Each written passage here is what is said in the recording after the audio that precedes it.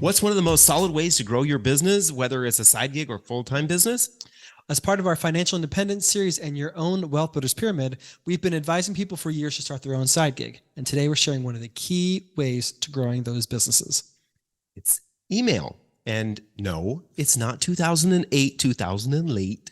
Today we're joined by Chenell Basilio, who's been reverse engineering how some of the biggest virtual business owners today have grown their email list to 51,000 emails plus and are now earning $1 million or more a year. Yeah, that sounds nice. So Chenell is a digital marketer, founder of Hustle to Startup, and the chief marketer at Conversion Marketing. You're listening to Queer Money episode number 398. So let's get on the show and start making some money. The mission of Queer Money is to financially empower the LGBTQ plus community. Join us in thanking Capital One for supporting that mission. Folks, welcome back to another episode of the Queer Money Podcast. As you know, we cover various themes throughout the month, and this week we're talking about financial independence. And one of the ways to work towards financial independence for a lot of people is to either have a side gig, side hustle, although we know the hustle word is getting some kind of negative press these days recently. But for a lot of people, the way to start an online or start a business is to do something online because of the lower barriers to entry. And so we have invited Chenell Basilio on the podcast this week because Chenell is doing something that is really unique. She is breaking down the ways that other people are growing their brands, specifically using email. So, Chenell, welcome to the show. Thanks for having me. Definitely. So, I think this is a little unique. Did we just lose you? Oh, no, I'm still here. We can't see your picture. See you at all. Oh.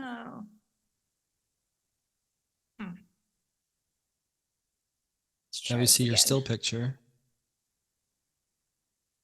My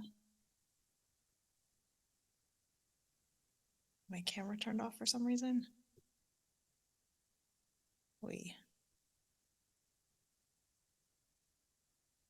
Okay. There, you're back. Sorry about that. No problem. Right. I like that intro, so let's go with it. So just, if you could resume with thanks for having me, and then you bounce into your questions. Does that work? Mm-hmm. Okay. Yeah, thanks for having me. Definitely. So it's interesting when we thought of this idea of email.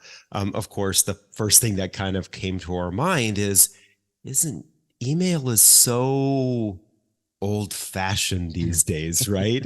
Email is so 2008. Right. Go ahead, John. He's It's the 2000 and late, right? It just seems like people are like, why email, right? So isn't email kind of old-fashioned? It is, but I'd say it's actually one of the more consistent methods to reach an audience. I mean, social's more fun for sure. Like dancing on TikTok is probably more fun than sending an email, but you can't reach all of your audience at the same time on TikTok. Like the algorithms kind of choose for you. So I'd say it's more consistent than social media. Yeah. What makes email so valuable then in 2022 or 2023? What makes it so valuable, and how do you connect differently than you would say social media's TikTok or an Instagram reel? Yeah, I think it's more of like a trust building type thing. So on social, you have like a really short amount of time to get in front of someone and, reach them within a couple seconds before they scroll past you.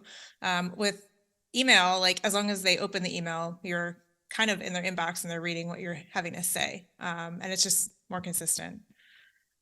Gotcha. Yeah. It's kind of like, I'm going to put this in a club scenario, right? You see somebody in a club and you're attracted to them, or you find them interesting. Maybe you want to be their friend. But then you want to take that further. You want to have a conversation with this person, right? You definitely want this to go further. And that's kind of the scenario you have going on here, is that more often than not, social is that kind of attraction phase, and the email is the getting to know you phase, right? Right, exactly. And so with an email, you can actually take it a step further and maybe promote your products or give them some other reason to keep following you instead of just seeing you on social when they happen to see your Instagram post. I think back in like the 2008, 2012 era, Amy Porterfield was big and saying that, well, she still is, but she was big on saying that email is gold. And that's like no matter what you build online and virtually, you ultimately need to work on growing your email list because your business will be stalled otherwise. Do you think that's still the case, or with all the advancement in technology and social media, do you think that's changed a little bit? I think it's kind of changed a little bit, but it's still very valuable. If you think about it, if you have 1,000 people following you on Instagram, maybe 3 or 4 might see your posts as they're scrolling by. But if you have 1,000 people on your email list, I mean, you're probably going to get probably 200 or so to read them. So, and that's a 20% open rate. That's not even that great. But if we just use that lower number, like that's a huge difference. Gotcha. Yeah, exactly. You know, that is kind of the interesting thing is, you have thousands of followers on these social media platforms, and it's kind of, I mean, I know that we've talked about this personally, you know, that you have these thousands of followers, but then your reach, your impressions end up being like 2, 3, 4% of what you, of the number of followers that you have. No percent if it's Facebook. And they can change that, right? At any given moment. I remember a few months back, reels were the only thing that people were doing on Instagram. And all of a sudden now it kind of seems like people have gone back to doing posts because Instagram is like, well, let's do image posts again. Let's make those popular. And people are like constantly, I don't know. It's like we have ADD with social media trying to keep track of how all the changes that they're making to it. Yeah, there's a lot going on with social. It is hard to keep track of. And with email, it's, I mean, pretty consistent. Like you can change your strategy a little bit, but at the end of the day, as long as you're sending something to your email list, like they're going to see it. Right. Yeah. And so for our listeners, if you're wondering why we're talking about growing an email list, it is, as Chenell's been saying, is one of the #1 most consistent ways to really sell to your audience. So if you have a product or service that you want to sell as part of your virtual or side gig business, this is I think I would argue that's still the #1 way to do that. Social media is great, it is a lot of fun. It can be very distracting and it can be very time intensive, and the ROI as we found is low relative to what you can get from your email list. And the struggle that we have, and I think probably it's not unique, is that trying to get people from social media to your email list is a big hurdle. Do you have any, before we dive into all the ins and outs about email lists, do you have any suggestions on the best way to transition people from social media to an email list? Yeah, that's a good one. And it is definitely the challenge, but it is also like one of the better ways to get people on your email list. I mean, Twitter has been doing really well for me. Just being able to, you know, connect with people, engage with their posts, and then they go to your profile and they're like, oh, that sounds interesting. Let me sign up for their email list. So it's a lot of work to get people from social over to your email list. But at the end of the day, I mean, I'd say they're much more valuable than social followers, like we were saying before. So, yeah, it's really consistency and like being a human being on those platforms. All right, time out. We lost your picture again. Your camera went no off way. Again. Yikes. This hasn't happened before.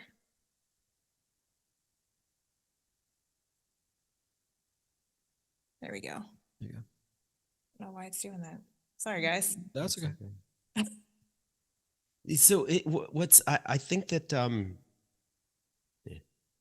so I think that when you look at the ownership level, right, when it comes to email versus social, it is the kind of, you have a vested interest in these individuals who are on your email list, and they almost have a vested interest in you because they've given you something, right? They've given you something personal. That's probably their name and email address, which is definitely taking that kind of going back to that club analogy, taking that relationship a step further. But we also know that, I mean, especially in the world we live in today, we don't know if these social platforms are going to exist right? I mean, Right. for a lot of people, we're recording this episode a week after the CEO of TikTok was in front of Congress, right? We don't know whether or not those platforms are going to be around. There's been talk about how long Twitter will last, right? There's kinds of these conversations. So I think it is important to have that. And folks, the other thing is to remember is this isn't just for online businesses or gig businesses, right? If you're a professional that has a practice, so whether you're a doctor or you're a lawyer or you're a veterinarian or you're a therapist or something like that, this is another way for you to attract individuals into your business or to maintain the kinds of relationships with your existing clients in another role, in another way, right? And that can add value to that relationship. The more value you add to that relationship, the more likely it is that they're going to either become a customer or stay a customer and spend more money in your business, which is kind of the whole purpose of this, right? Right. Absolutely. Yeah. I mean, it's just another way of staying top of mind with your customers. So even if you have a local business, like sharing, even sending a monthly newsletter of like the cool things that are happening in your town or anything like that, just to keep people engaged and on your email list that's kind of a big deal. Exactly. Yeah. I know that I'll say this. An acquaintance of ours who lives in Denver sends out a monthly newsletter. He is a realtor, but he sends out a monthly newsletter just keeping people abreast of what's going on in the real estate market. And these are all people who are either probably most of them are past customers, but some of them are individuals who weren't customers. But I find that his email's interesting. We're not buying property in Denver and probably won't, but I find it interesting because it kind of lets me know what's going on with the market there. And I would say that if we were to go back to Denver, it is highly likely that I would select him as a realtor because I keep on getting value from him in his newsletters. So one of the things that you're doing right now, which I find so interesting, and part of the reason why we wanted to have you on the show, is you're doing this, taking this idea of reverse engineering how it is that some very successful people have been able to build out their system, right? So tell us a little bit about what you're doing. Yeah, so I started seeing all of these people ending up with like 50,000 plus email subscribers. And I was like, that's insane. Like, how are they doing that? And they're making hundreds of thousands of dollars a year, like just sending a newsletter. And I thought that was fascinating. So I started taking, I don't know, just going deep into how they were doing that, listening to all the podcasts they were recording with people, and just kind of scouring the internet to find out how they were growing their newsletters. And started publishing my own, kind of showcasing what they're doing. So that's kind of what that's about. Yeah, I will say I love that what you're doing because one, I appreciate the work that you're putting in, right? I mean, this is not something that is like I can go through a checklist of they're doing this, and this, and right, and then you're literally, I think one of your tweets said that you're spending roughly 20 hours a week investigating these individuals and the work that they're doing to grow their email list. But one of the things that I love that you're doing this is that you're giving us all insight into what is working for a lot of different people, right? A lot of us, we think, okay, I love what this person is doing. I'm going to follow what their methodology is, but that may not be the step-by-step recipe for you getting that same kind of success. And you're giving us all of these varieties of options, right? Yeah, there's a ton of different ways to do it. So just trying to give a lot of options, like you said, and hopefully they're helpful. Yeah. Is it still the minimum target to try to get it to at least having 10,000 people on your email list? Is that still the baseline that everybody's shooting for? I mean, I think a lot of people are making money with just a couple thousand people on their email list. So it depends on what kind of audience you have. Like I know I think it's like a watch collector has an email list, and I mean, Rolex advertises with him. So even if you have 1,000 people on your email list, like Rolex has a budget. Huge, yes. Exactly. Yeah. You know, that's funny is you bring that up because I remember a long time ago. I haven't looked at this in a long time, but I used to be on a Mini Cooper email list because there were a group of Mini Cooper owners that would put together events around the country, and I was on this list, and I never even, I think I never even thought about this whole idea of advertising through an email list, because a lot of times when we get emails, they either one are an advertisement from like some company we've already purchased something from, right? So we're getting an email from the Gap, or we're getting one from the Banana Republic or something like that, right? They're telling us, oh, this is on sale, or this is the new styles that are in, or something like that. Or we're getting an email where it's really kind of an informative email and shares some information, but I never really thought about this whole idea of they're putting in advertisements in those emails from someone else, right? And I think the one that was really surprising to me is you kind of did the showcase of Justin Welsh. And here's somebody who has 80,000 people on his email list and is getting paid anywhere from $1,500 to $3,000 in advertising per email. And he sends one a week. Right. So folks, that's $75,000 to $150,000 a year for writing one email a week. Now, granted, he obviously has 2 sponsors in some of his emails now. So double that if you want. Yeah. Okay. So if that's intriguing to some people, what would you say the initial steps are to create an email list? And then we'll dive into what are the patterns that you're seeing these amazing people replicating. Yeah, I think the first thing is the most important is like figuring out who you're going to write for and like what your topic's going to be about. So if you're interested in fitness, you want to write about fitness for whoever, like pick a specific type of person, and then start there's 2 types of ways you can go about this. You can start like a Substack, which is probably the easiest way to get started, and it's free. And you can eventually have like a paid option on there, or you can start with something like ConvertKit or a Beehiiv or something like that. And those are 2 other platforms that are Beehiiv is free to start with, but yeah, so you can do that. You can just create that. And Beehiiv is kind of like a website and email in one. So you don't have to fuddle around with WordPress or anything, or try and learn how to build a website as well. Interesting. Yeah. I did not know that. Yeah, I do see a lot of people on Twitter using Beehiiv as a place to put their newsletter, and folks, the newsletter is kind of synonymous with email lists. I would say. I mean, I think a lot of people see that there's maybe 2 different purposes depending on what type of business you have, but that's where you basically collect your email, the email addresses, and then you write out your emails and send them out to folks through these tools like ConvertKit or Beehiiv. So what kind of strategies are some of these people using that you have basically been following or investigating and breaking apart, reverse engineering? Yeah, so there's a couple of different options. Obviously, we were talking about social media.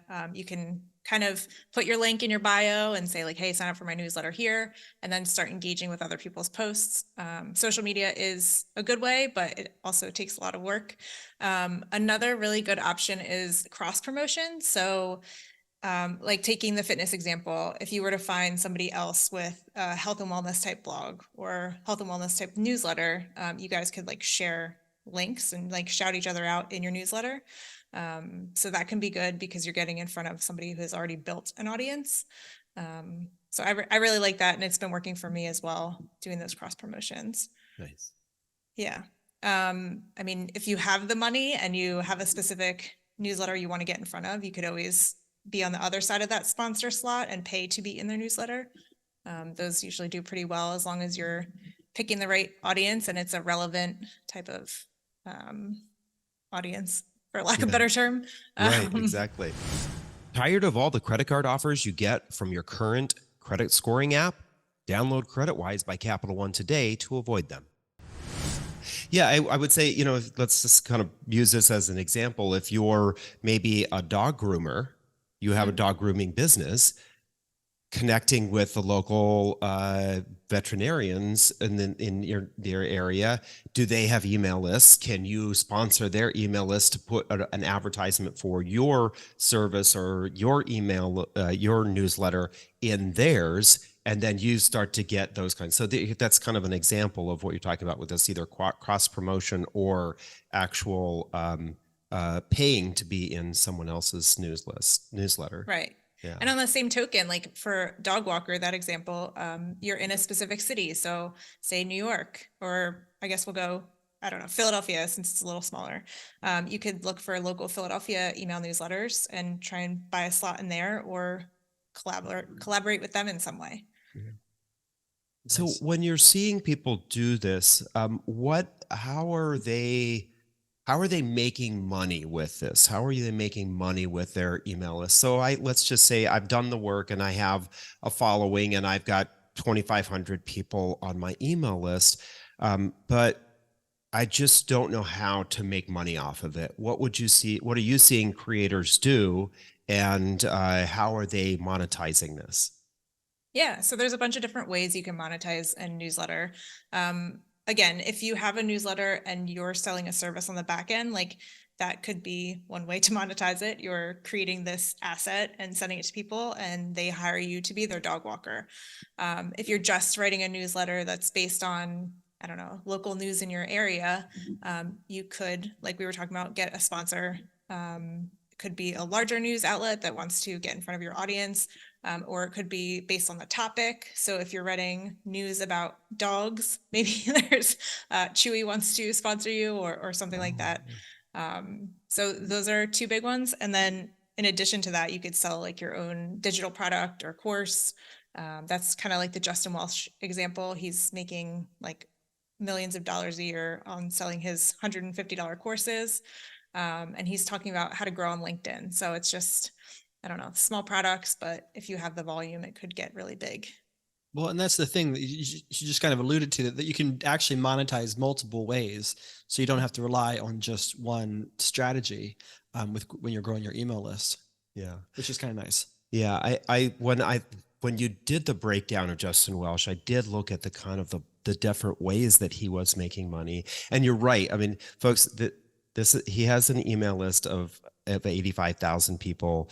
Last year, he made $1.3 million off of that list. And the majority of the money did come from him selling his courses, but he also does the sponsorship of the individual emails. He puts in affiliate links into some of those emails. So for example, maybe someone has a product or service that they want to get in front of people. So he has signed up for their affiliate. So let's say, just for example, Beehiiv or ConvertKit had an affiliate link, and he's talking about, in this particular email, he's talking about how do you sign up for, or how do you start creating your email list. He could drop in a link there, and then Beehiiv or ConvertKit might pay him a small amount of money every single time somebody signs up for that service. So I think that's one of the great things about this, is that there are a variety of ways to monetize, a variety of ways to make money off of it, because you might find that some things are successful for a while and some things are not, and then vice versa. We just don't know what is happening in people's minds, or the variety of people that come onto the email list, and what it is that they are particularly looking for at that time. Yeah, I think there's a ton of different opportunities there. We're talking a lot about the benefit of having an email list, but I think maybe one of the concerns that a lot of people would have is, what the hell do I have to say? There's a big challenge there. You have a lot to say. I have a lot to say, but I think a lot of people are gonna be like, I don't know what I'm going to say about my product or services, or what it is I do. Are you finding any in your reverse engineering, what kind of messaging is working with people? What kind of writing and strategy, and are they providing such profoundly unique information that I can't get anywhere else? Because I think a lot of people are like, I'm not good enough, I'm not smart enough, I can't, gosh darn it, I'm not that special. So any suggestions on that? Yeah, there's a couple different options. So I was alluding to earlier, you could do kind of like breaking down the latest news in that area. You could essentially, some people just send out an email that's the top 10 stories or the top 5 stories that week. And then you can write like a couple sentences about each one. I think the really cool part is that everyone has something unique to say. So even if the same person, I don't know, 2 doors down is writing something similar, your take is going to be different. So they might not be the gay guy next door. They might just be, a straight white dude. So Boring. there's a You lot. talk enough. Sorry. So there's a lot of differences there. So you can curate other people's information into kind of just one place, and that helps people because they don't have to go searching for it. Or you can write something completely unique and just like an opinion piece if you wanted to. I think the one of the keys here is you do definitely do want to find something that you enjoy talking about. So maybe kind of look around your daily life or the kind of conversations you have with your friends or the hobbies that you have or the things that you're interested in. I'll say this, hobbies to me probably would be one of the easiest ones to do this with, right? Because if you're, let's just say, for example, you're a hiker camper, right? So you've got all sorts of information there around hiking and camping that are your personal experiences, the types of products that you like to use, the places you like to go, pictures of your experiences, all that kind of stuff that you probably would also do on social media is the kind of stuff that you could take even a step further in your email list, right? Absolutely. And like for me, I enjoyed seeing how people were growing newsletters. So I take what they're doing and just kind of explain it for other people to figure out. So you could, in the hiking example, like how this guy climbed Mount Everest, I don't know, without a jacket or whatever, like whatever the idea is, like you can explain the specific He didn't come back details of how they down. did it. He got Yeah. down. Yeah, exactly. Well, and just I'm going to take an example, take this example a little bit further. If you enjoy hiking, you know that there's probably products that you actually love. You can sign up for Amazon as an affiliate, and then you write about this particular product. Instead of dropping an Amazon review, you actually write a whole review yourself about this product, and you place the link in there. People who are your followers, they may then jump in and also want to know more about this product and potentially purchase it. Sorry guys. I lost you again. So weird because it has the battery thing in there. So I don't know why it's turning off.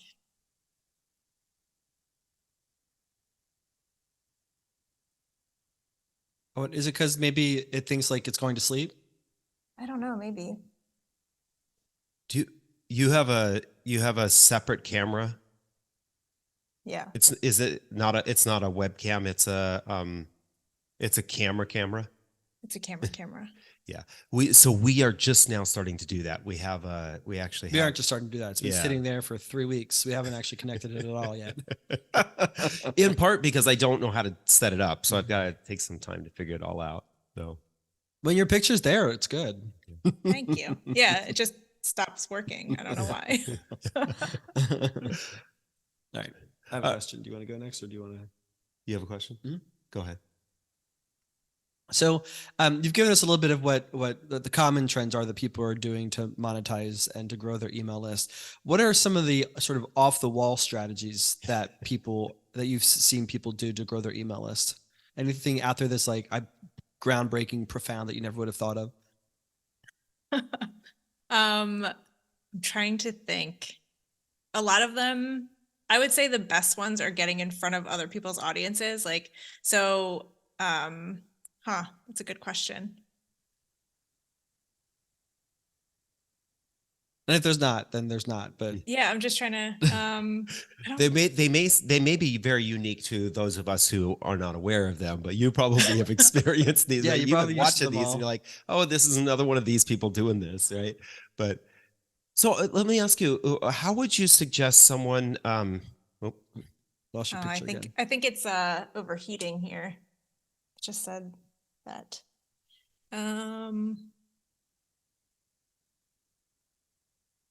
trying to think. My FaceTime camera is like really bad. Is that your FaceTime camera? Yeah. Oh, it doesn't look that bad. No, it's not that bad. You are just a little bit lower. But Okay. we can go with that. Okay. All right. Sorry. Why don't you ask the question again? Because I think I That's- forgot it. That's okay. I don't remember where I was going now. What did you ask? Oh, yeah. Okay.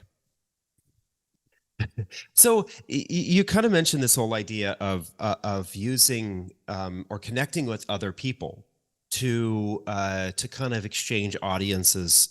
How would you go about asking someone like a question like that? So, say somebody wanted to connect with us and our email list. How would you suggest that they would ask that question or start that kind of conversation, especially somebody who is maybe newer, doesn't have a whole lot of audience, or doesn't have a whole lot of leverage themselves to say, hey, let's do a swap, right? I've got a brand new newsletter, and I've got my mom and dad and my brother and sister and my partner on it, right? I've got 5 people, woohoo, right?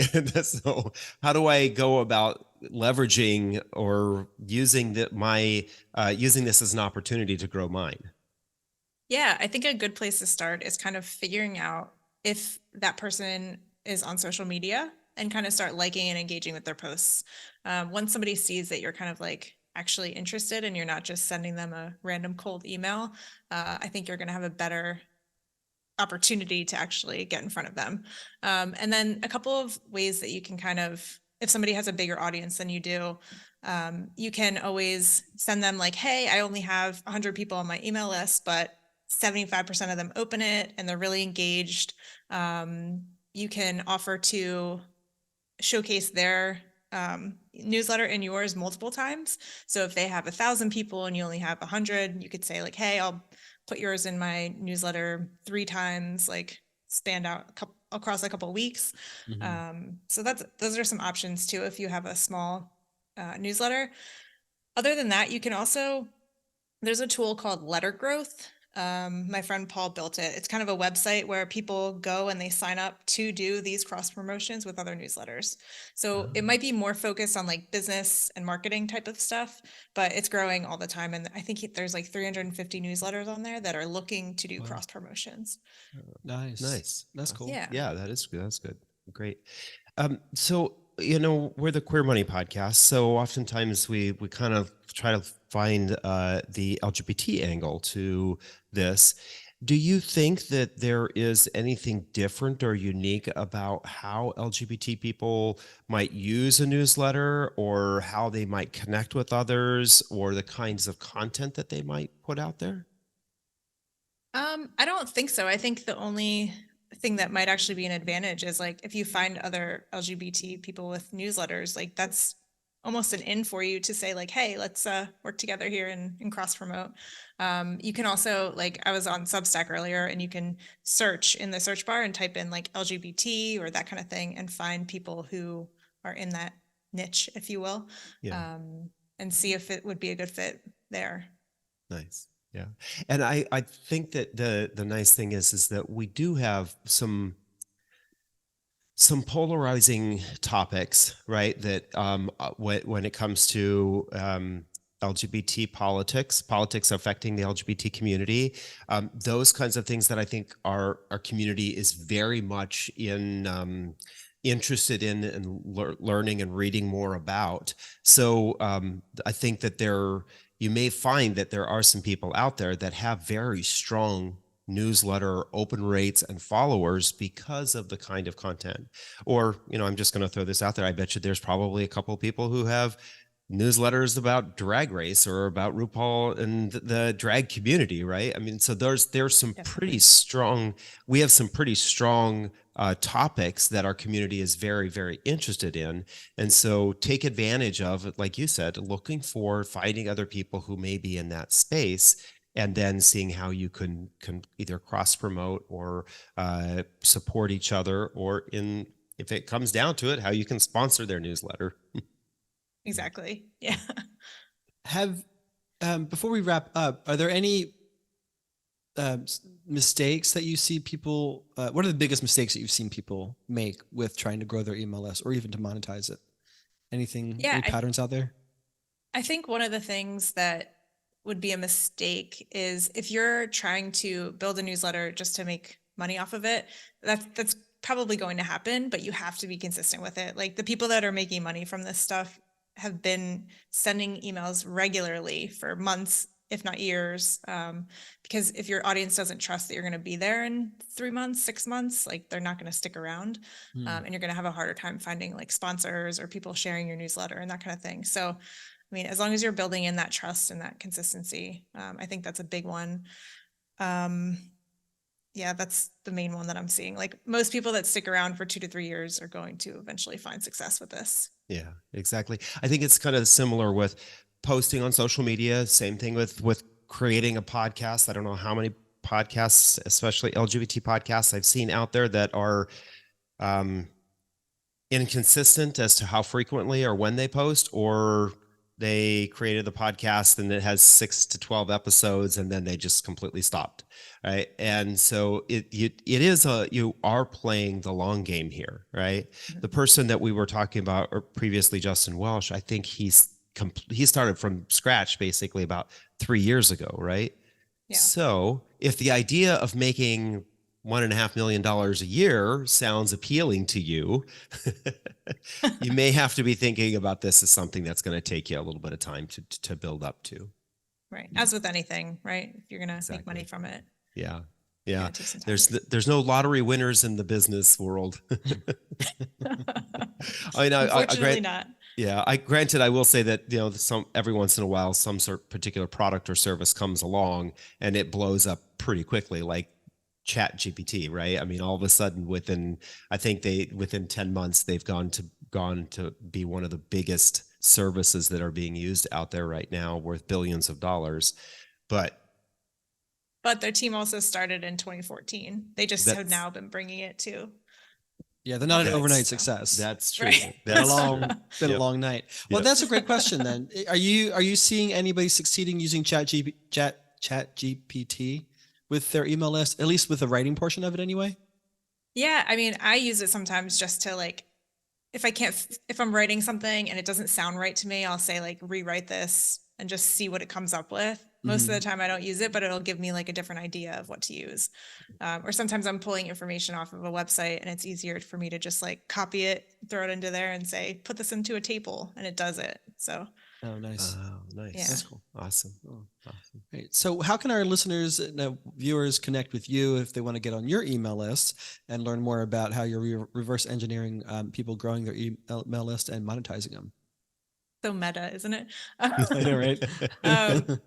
They can go to growthinreverse.com and you can sign up there, or I'm on social media at Chenell Co. So ChenellCo.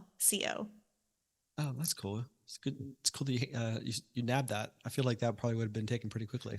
Well, Chenell was, unfortunately. So. I like it. And are you going to yourself have any courses or programs to help people with their email list at some point, or are you just going to continue to provide the email analysis? Yeah, maybe. I mean, I would like to eventually, but I'm not sure what that looks like. For now, I'm just having fun reverse engineering them and having sponsors pay for it. So nice. Awesome. Very cool. Awesome. Well, thank you very much. I appreciate it. I know that this is a work in progress, and I love watching. And folks, if you have any sort of business mindset or desire to have a business, just the fact that these stories of just the uniqueness of each of these individuals and the way that you talk about them and how you pull what they're doing apart is an interesting read in and of itself. So that's why I love the newsletter that you have, and then the threads that you do on Twitter when you break these down as kind of a bite size. It's a great thing to follow her on Twitter because that you get this kind of taste with these threads of what these individuals are doing, and then you break it out into the newsletter and go in much more depth. And I think that's where the real learning is at. It's really cool. So, well, thank you. Thank you. Yeah, definitely. Start your journey to financial independence with a checking and savings account that doesn't nickel and dime you with fees. Get a Capital One 360 checking or 360 performance savings account at Capital One today. Thank you, Chenell, for your awesome insights. We appreciate it. We can't wait to start using some of the tips that you've provided ourselves and learning from the people you're learning from. To you, our listeners and viewers, thank you again for listening and watching another episode of the podcast. Here's your Queer Money takeaway. If you're serious about starting or growing your own side gig, and you should be, growing your email list is a must. Save yourself the time and frustration. That's what Chenell's for. Sign up for Chenell's email list at growinreverse.com. Then join us Thursday when we share the most affordable, gay-friendly city in the state of Tennessee. And then next Tuesday when we talk to New York Times bestselling author Tori Dunlap of her first 100K about legacy misogyny in the financial service industry and in how we teach girls and women about personal finance. Thank you and have a great week.